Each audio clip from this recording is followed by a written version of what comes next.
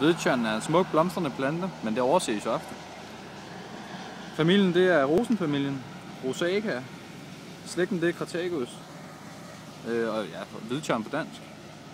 Arten det er så Crataegus monogyna. Indriflet hvidtjørn Crataegus monogyna er den største af vores 3 arter af hvidtjørn. De 2 andre er almindelig hvidtjørn Crataegus laevigata og koralhvidtjørn Crataegus curvicipala.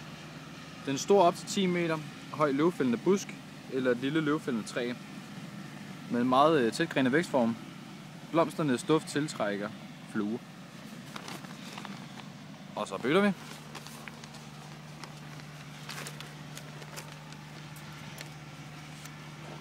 Hvidtjørn kan tåle lidt skygge og meget vind. Den kan gro på næsten alle jordtyper, og den rige frugtsætning gør den eftertragtet af fuglene. Frugterne har kun én sten. Rodnettet er hjerteformet med kraftige hovedrødder og højtliggende ret grove siderødder.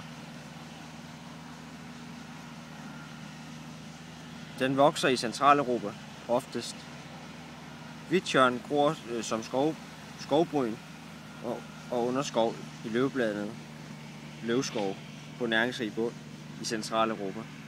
Her finder den også den overdrevsplante og i hegn. Skuddene på træet ædes ofte af hjorte og hare.